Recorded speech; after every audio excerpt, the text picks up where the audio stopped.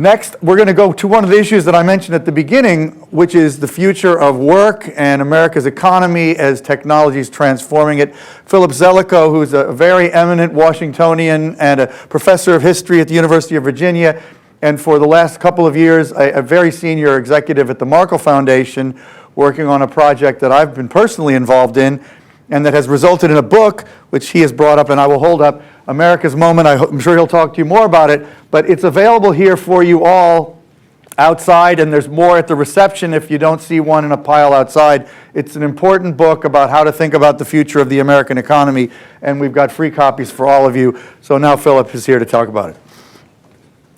Thanks, David.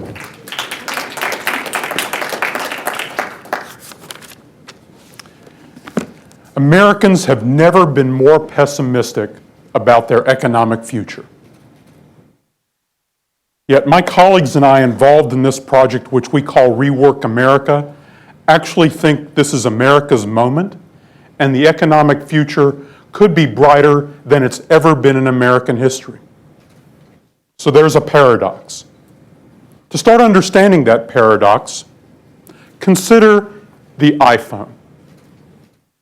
We're right now having a big debate in Washington about trade.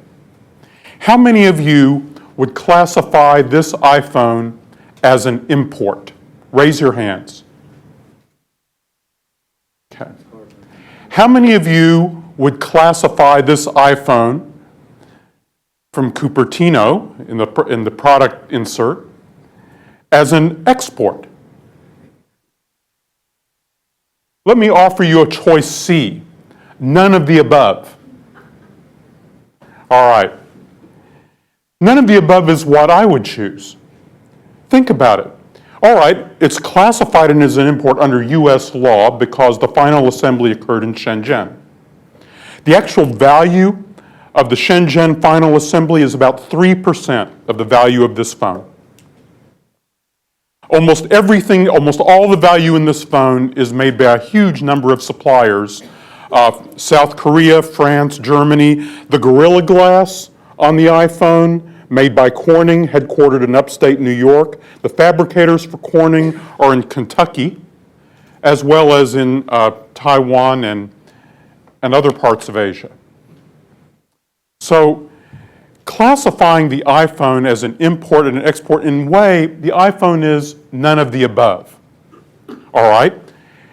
Every sale in our economy tends to be classified as the sale of a good or the sale of a service. So here's the next question. Is this iPhone, should this be classified, the sale of this iPhone, as the sale of a good? Raise your hand if you think it's a good. Raise your hand if you think it's a service. Again, probably I'd have to give you a choice C, none of the above. Think about this correct. Think about this as a good. The good part of this is a polished brick. Everything on top of the polished brick is the service that gives it so much of its value. We barely even know how to classify software or software developers. It's this conundrum. How do we think about a none of the above economy that has Americans both worried, yet some of us here so hopeful? This challenge, this paradox, is what drew 2 years ago 56 American leaders together to puzzle over how to talk about America's economic future. That's this group, Rework America. It includes corporate CEOs, Howard Schultz of Starbucks, Walter Robb of Whole Foods, the CEOs of Salesforce, of eBay, the HR head of Google, and more. It included community leaders like Dorothy Stoneman of Youth Build. It included politicians from both sides of the aisle. It included the head of the Business Roundtable and a leader of the AFL-CIO. These 56 people from all over the spectrum, tech gurus like Craig Mundie, whom you just heard from, and others, all got together to puzzle over these problems. We formed working groups on personal development and on business development. And the result then is this book, America's Moment, which we brought a lot of copies to, and which will be publicly released on Monday, published by Norton. available at a bookstore near you. So what did these folks come up with? First, this is not another problem book. This is a solution book. It's grounded in a sense of America's economic history, but it is full of ideas about what to do. But I'd give you a few of the big takeaways right now about revolution, about mismatches, and about emerging American leaders. First big takeaway. We are in an economic revolution of a new kind. Yes, it is a revolution. It's a revolution as big as the Industrial Revolution of the late 19th century and early 20th century. But it is the first economic revolution in history that is fundamentally user-friendly. And that makes all the difference.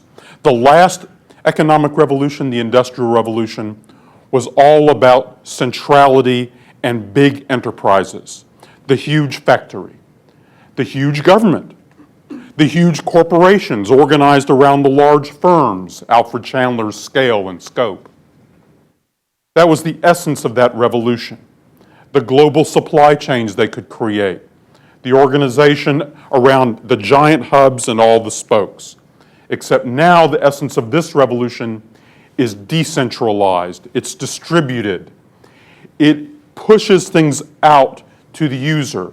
You had a first revolution in which the great arguments of the mid-20th century was, how will the institution swallow up individuality because everybody had to fit in? Instead, this is a revolution in which all the institutions are trying to fit you in a seemingly infinite number of products and choices. Allison Hills was a young woman growing up in a suburb of Tacoma, Washington. She went to Arizona State University. She had to drop out of Arizona State. Like the majority of Americans who try to go to college, she didn't end up with a 4-year degree.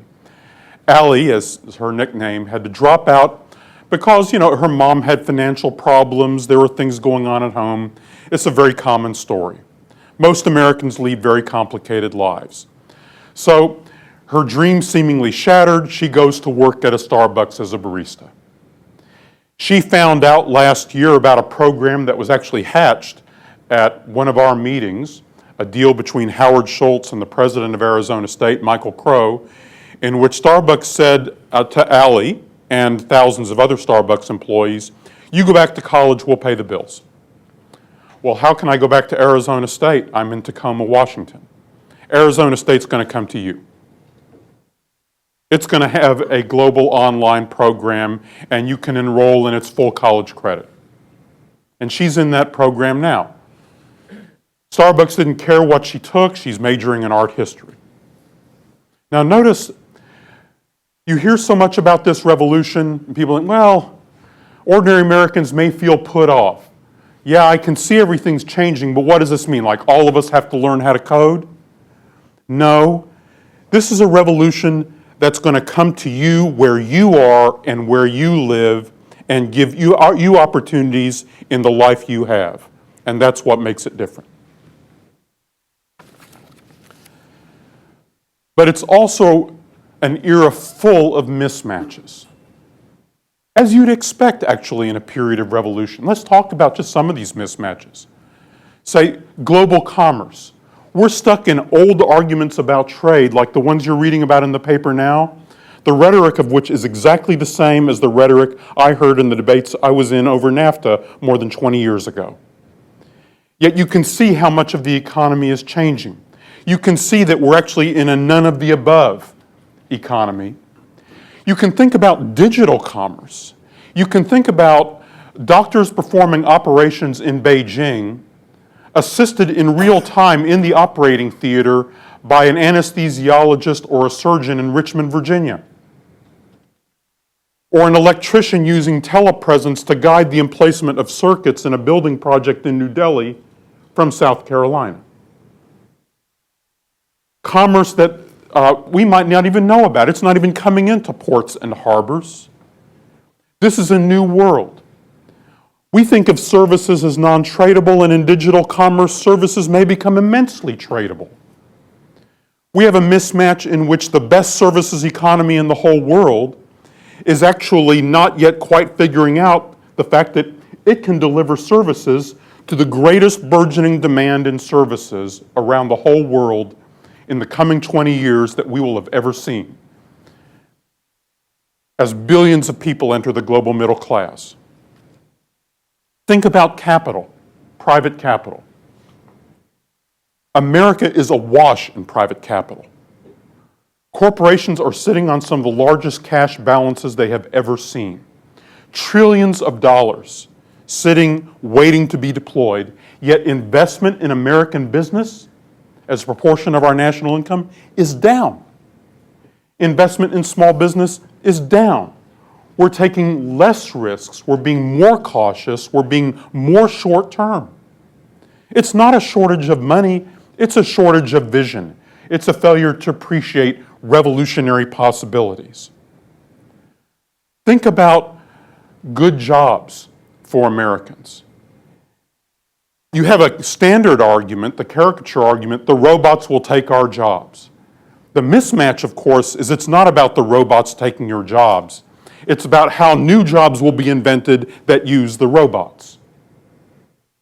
You have to reimagine the jobs, which we did during the industrial age when we converted armies of illiterate laborers into electricians and machinists, and then demanded that we build high schools in every American community to teach them. How about now? How about imagining home health care aides and medical assistants and paramedics now armed with iPads, connected to the entire medical team behind them, who are in real time able to assess vital signs and be the frontline operatives of an entire knowledgeable medical system instead of thinking of a home health care aide as the bottom tier of the system and our minimum wage employee who can barely read. Of course, that's just the way we thought of laborers 100 years ago. Reimagine the job. Revalue that person. That person's more valuable. You invest in your workforce, you reimagine your workforce, everybody wins. How about a world of making and innovation where we overcome another mismatch, the cultural legacy of the 20th century, which left us a paradigm of blue collar and white collar.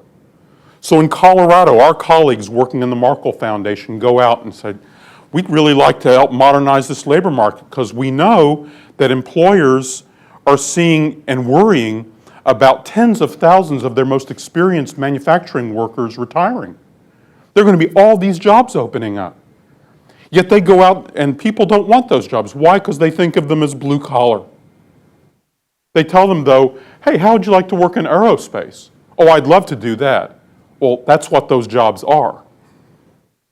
We have these cultural images of blue collar and white collar, of people in overalls, of the mindless assembly workers guided by smart knowledge workers, that is completely belied by the reality of today's makers and builders and producers, who mix software developers in an automobile manufacturing facility right alongside of people who are doing computer and numerically controlled engineering. This is a no-collar world we are entering, and the cultural paradigm of the past is a mismatch for it. How do we fix also a broken labor market? We have lots of jobs going begging, and we have lots of college graduates who feel underemployed. How can that happen? Well, partly it's because we have a credential system in which the employers don't know what people can do because we only have basically the menu of credentials that we designed and standardized in the 1890s. That isn't nearly transparent enough in showing what people can do and showing the skills they have, in which we measure credit units by the Carnegie unit, which we developed in the 1890s, based on seat time rather than competency. Yet we've never had more ways of measuring competency, never had more ways of matching people to opportunities. We can use network and platform power in the labor market in ways we're only beginning to scratch the surface of. LinkedIn doesn't just have to be a service for the elite. It can be a service for actually the entire labor market. And it can plug educational portals right into it alongside of it. Think of governance and where governance can evolve. And what a mismatch we have there. We've never had more ways for citizens to participate, yet we hear about all the ways in which they feel distant and alienated. So, the final finding from our work was this. A lot of Americans get it and are ready to lead. Our book has more than 150 examples of Americans who are grabbing America's moment and who are taking action. They just don't know that there are thousands of Americans like them all over the country. And part of the reason we wrote our book is to share their stories and get them to sense, yes, you are really part of a movement that's going to remake America. A presidential candidate uttered these words. The candidate said, "There is one great basic fact which underlies all the questions. That singular fact is that nothing is done in this country as it was done 20 years ago. We are in the presence of a new organization of society. Our life has broken away from the past. We have changed our economic conditions, absolutely from top to bottom, and with our economic society, the organization of our life. The old political formulas do not fit the present problems." That presidential candidate, unfortunately, was Woodrow Wilson in 1912. Those words were on page 1 of his collected campaign speeches, page 1. They were the premise for everything. They were the premise for everything Americans said in that race. They should be the premise for everything Americans say in this race. They should be on page 1 of the speeches this time, because this is not just a problem that's going to be solved by the federal government or local governments. It's a problem for the private sector, for the nonprofit sector. It, in other words, is a problem for this generation, because this generation is at the crossroads that generation faced 100 years ago. And that generation fashioned an enormous, broad agenda touching every facet of American life. And it's the challenge of this generation to do it again, and once again make this America's moment. Thanks.